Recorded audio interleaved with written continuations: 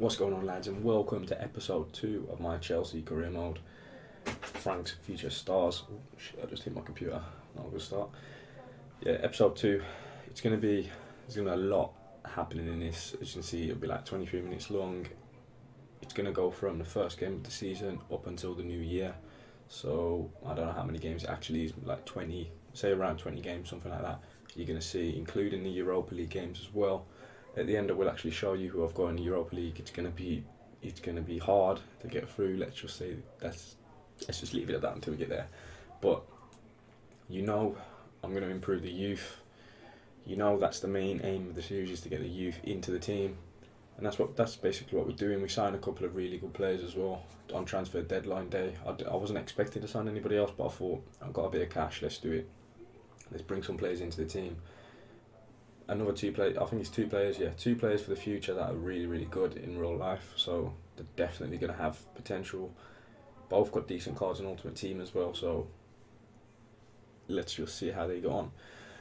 I'm showing you now, on screen now, is the training of what I did to the youth team players at the start of the game, but I'm not going to show you that all the time, like you do it like once a week, so you don't want to see what players I'm selecting and what I'm actually telling them to do, so I will actually show you at the end as well what rating my players actually are at the minute, how they've improved into the season so far. Like I said, I am halfway through now.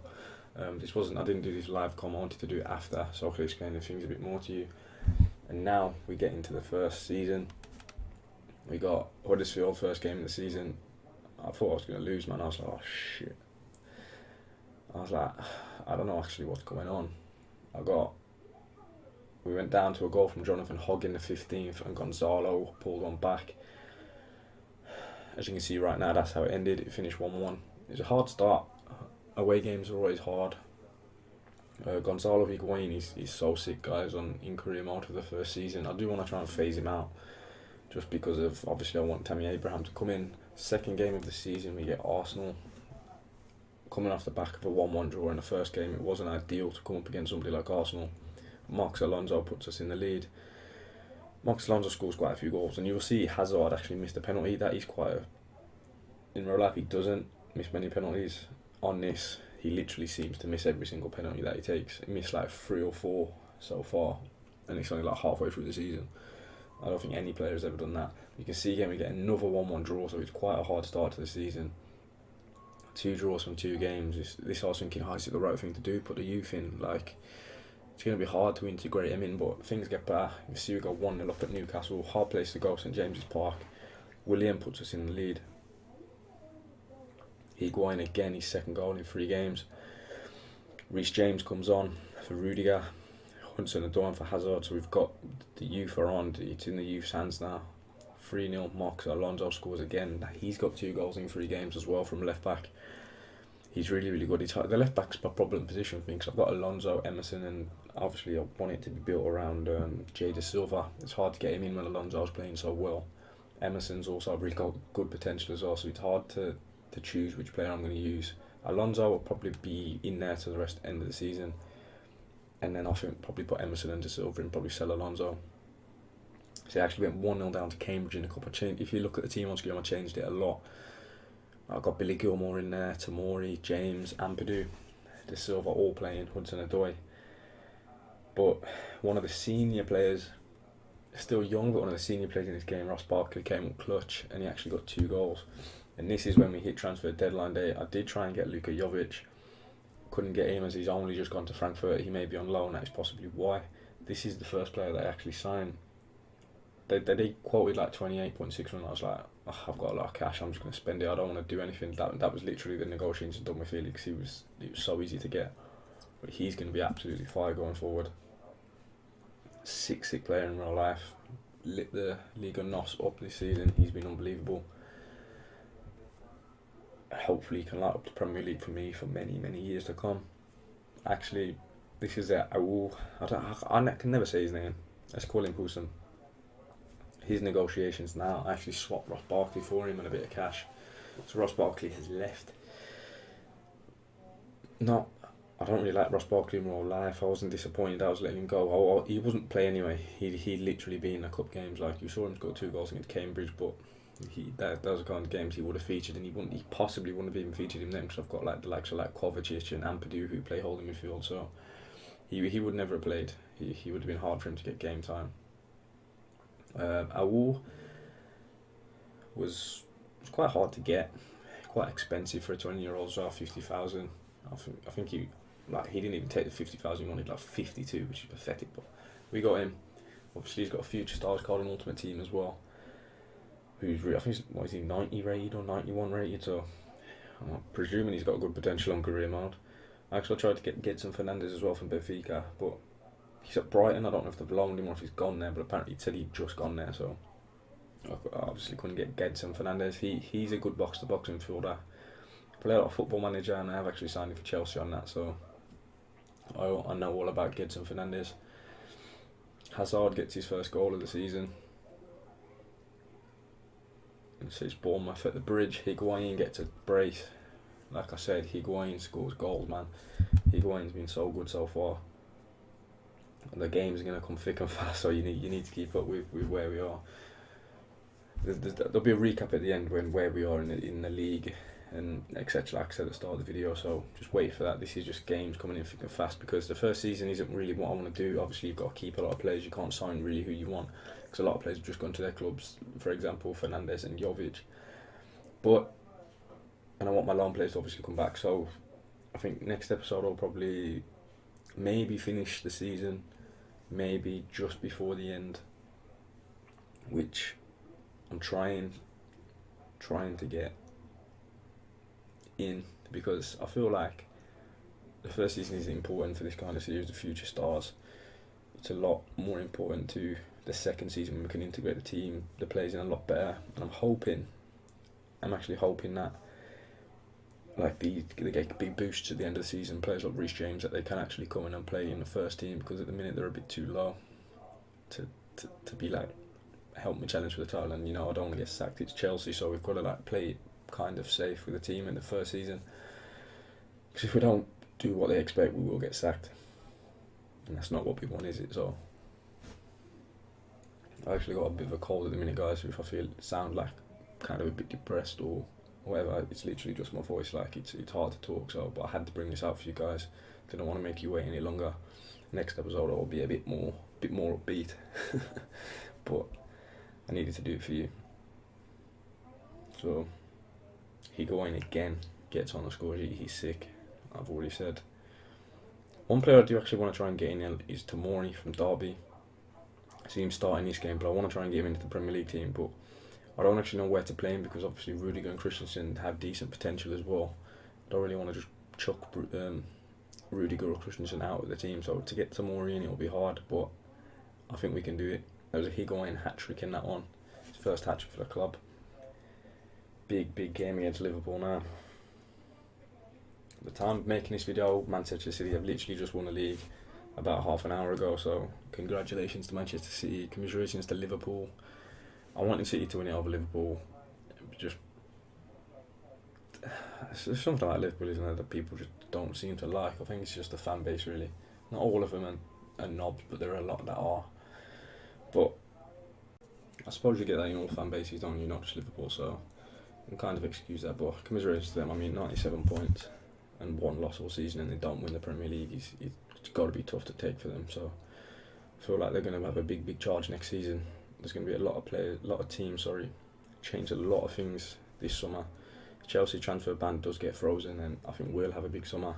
Liverpool will, Manchester City will strengthen, Arsenal need to not get in there. They could possibly still get Champions League if they beat us in the Europa League, but not finishing top four is not really where you want to finish. Manchester United did an absolutely massive shake-up. If I've got any Manchester United fans watching this, comment down below who you think you actually need to save you. Would you stick with Solskjaer? Would you get someone else experienced in? What players would you get rid of? Who would you bring in? Because it's a mess at the minute, isn't it? Like, you finished sick, you lost to Cardiff today 2-0 at home. Like, they've already gone down, and you can't be losing to Cardiff, I'm sorry, but they need to sort something out. It's not the Manchester United everybody knows, so it'd be good for them to get back into where they should be, because it just helps the Premier League, it helps Premier League teams in Europe, doesn't it? Like, at the minute we've got two finals and all Premier League affairs, which It just benefits English football like in a whole different level. It's amazing at the minute. English football is like kind of taking over. Which whoever actually says the Premier League isn't the best league in the world is just lying to themselves. They can't be trusted. They need to be locked up because you can't be, can you? Like what happened in the last week with Liverpool, with Tottenham, Chelsea winning on penalties, all to get to a final. Arsenal absolutely demolishing Valencia, who've been really good in La Liga this season. So it's for them, for English football, it's absolutely amazing. But back to this now. We've got Manchester United at home, always a big game. We need a big result against Manchester United. We need to beat the teams who are going to be around us coming to the end of the season. So it's always hard, and not much really happened to go like at the first half. I don't think Loftus-Cheek banged one in. I think that's that's Ruben's first goal of the season. And as you see again, Hazard missed a penalty again. That's like 3 so far. That is literally 3 penalties he's missed so far, and we're only into the second episode. This is the first set of games in the league. But luckily enough, Hazard's penalty miss didn't cost us too much. We beat Manchester United 1-0. Got back into the Europa League now. Jorginho seems to shine for some reason. He scores his penalty. He's a little hop, skip and jump, doesn't he, Jorginho? That'd be actually really sick if they put that into FIFA. I don't know if it is. I don't think it is. I haven't seen it. But if it is, that'd be sick. There's 2 penalties here for Jorginho. João Felix gets his first goal for the club as well. Hopefully the first of many. We're smashing it in the Europa League though. We really, really are smashing it in the Europa League. We're doing sick. The league is where it's kind of hard because the home games are quite simple. The away games is where we start getting unstuck. It's when we're trying to dig in deep, and trying to play the youth in away games is hard. It's not kind of working yet, but I think it will. When I try and integrate them into the team a bit more, I think it will be a lot better. You see Felix got his first Premier League goal for the club there. Came off the bench. Came on for Hudson-Odoi, netted 6 minutes later, so I can't really ask some more off João Felix for that. Going to the FA Cup, the Carabao Cup, and Reading and Chelsea actually both sponsored by Carabao, so I think it was a fix. This game was a complete fix. We didn't want to win. We wanted to give some money to Carabao paid us to lose. That's all I can say on this one. Wasn't a very good game at all.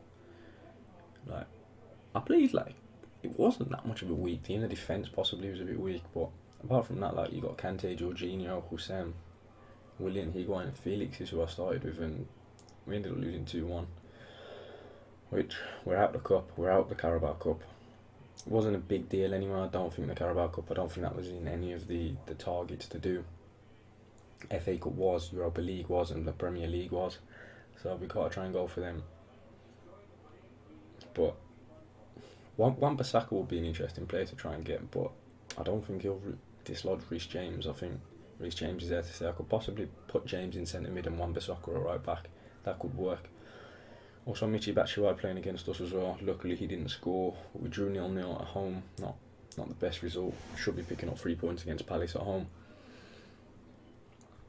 Then we go to the away leg of this one in the Europa League. João Felix again, he's lighting the Europa League up, just like he did for Benfica in this season. He's looking... He's a centre forward, but I do play him on the left wing because I like to make him come inside and hit them shots. He seems to be scoring quite a few goals from there. Potentially in the future, my front three would be Hudson-Odoi on the left and Felix on the right. That is where I'm trying to get it to, but obviously we have Eden Hazard. So let's see what happens with Hazard. See if, like in real life, if he gets this conundrum where he has to leave but until he does, Hazard will be in the team. He will be the main player. He's like 91 rated on career mile so far. So I think Kante's second at 90. So you can't just disregard Hazard for youth. Like you see there, he grabs a goal at the end of the game. Unbelievable player. Big game for us at Chelsea. This Spurs away.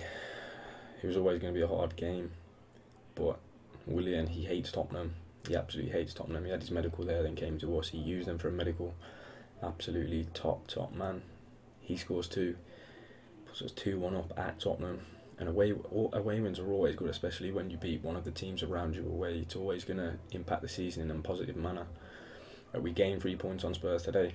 Beat Hazard, obviously, with another goal. Back-to-back goals for Eden Hazard. 2 for Willian. I think this is meant to be like Wisla Krakow, maybe. I'm not sure. I am not sure if it is. But I don't think I've got the licence in Southampton. Apparently we're playing Cracovia. I don't think that's a real team. So it might be the Polish name for them, but I don't think that's the proper licensing. I'm not sure. But a tough away game this in the Europa League. They're always going to be hard. Obviously the main man again, Eden Hazard, came off the bench, scored a penalty. I said he missed a few, but he scored. We seem to get a lot of penalties. You score or miss, we get a lot of penalties. Local derby, literally like 2 seconds down the road. Local derby. Fulham obviously went down in real life. Not looking very good for them either this on the game, to be honest. Jorginho and Hazard getting on the score sheet again. Jorginho scored quite a few goals. I think he's got like 4 or 5 this season. I'm not sure where, because he doesn't score in real life, but on this, he's lucky. Then he scored again. He's got a brace. He scored like 2 braces. When would Jorginho ever do that in real life? But that was a good 4-0 win. Really good 4-0 win. Jorginho with 2, Hazard and Higuain. They come against Wolves away. Obviously, Wolves have been sensational this season. Like, I'm from round the corner from where Wolves are actually based, and they're doing everybody proud. And I've got a lot of friends who are Wolves fans, and they're going to Europe, aren't they? If Manchester City can beat Watford in the FA Cup final, Wolves will actually be in Europe, so that'll be so sick. Signed some really good players as well. Obviously they're backed by Mendes, backed by the Fossen group, so they've got cash, man. They can just spend what they want. But we do them over here. Hazard and Willian getting on the score sheet. This was a tough game to take against City. Obviously, I think it's me and City at the top of the league so far. City absolutely flying. I think they're a good few points in front of me. But yeah, it was a hard game to take. You'll see at the end what happens. These are the games that define seasons, the different margins between top and good, like the good and the best teams. So it was hard to take, but you see it's running late, and there you see it pop up. Raheem Sterling in the 88th minute. They gained 3 points on us at Stamford Bridge. That's our first loss at the Bridge. So hard to take for Frank Lampard and his youth boys. We started to play Husam more, centre mid instead of Ruben Loftus-Cheek, just to give him a rest, get Husam in there. We actually played Paok in real life, didn't we? And, was it the knockouts or was it the group? I can't actually remember. I can't remember if it was in the knockout. I think it was the knockouts. Yeah, I think it was the knockouts. And we obviously beat them because we're in the final now.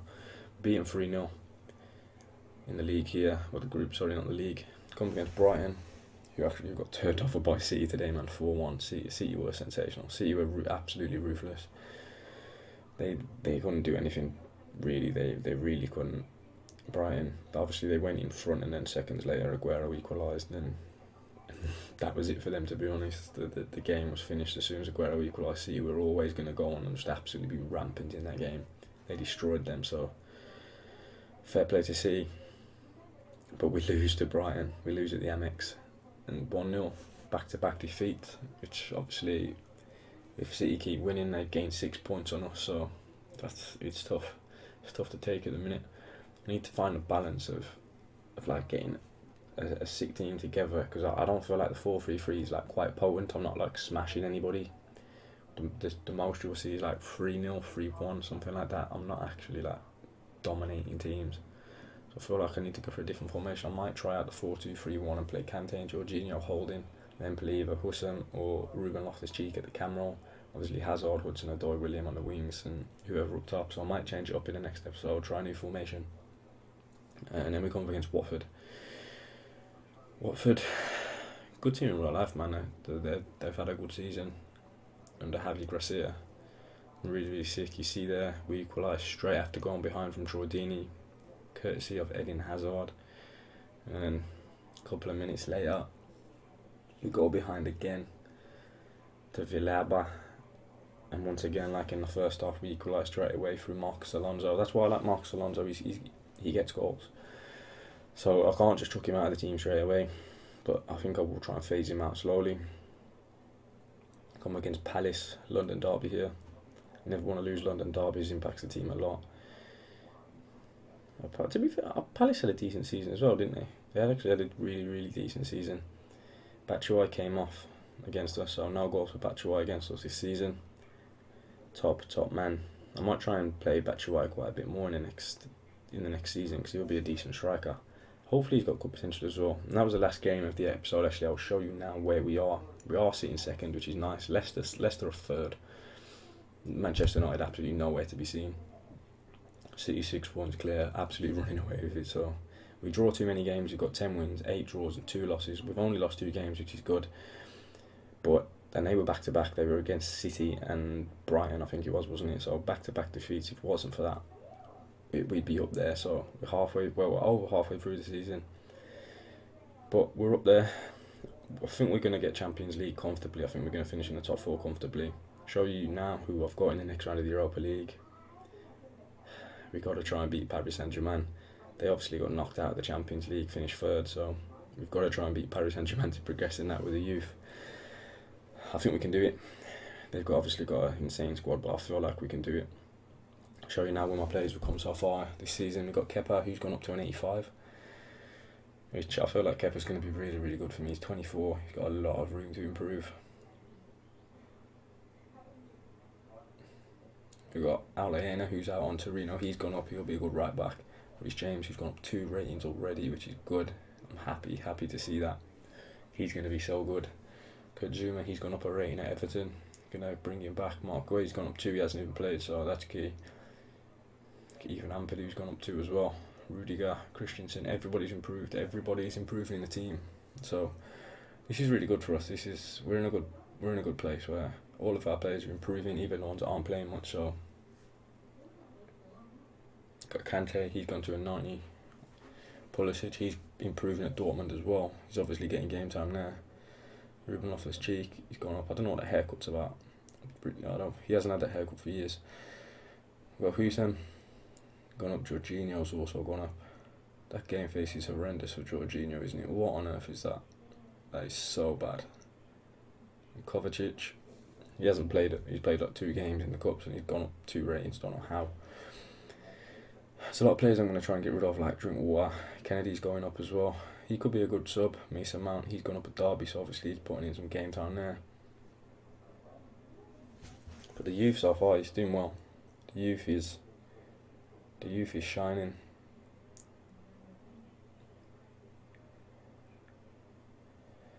We've got João Felix as well. He's gone up 2 ratings to 79. William's actually gone down. Tammy Abraham's gone up 2, scoring goals at Villa. Hudson-Odoi's gone up the most. He's gone up 3 ratings. So Hudson-Odoi's looking good. But that's the end of the episode, guys. We're halfway through the season. We're second. All of our players are improving.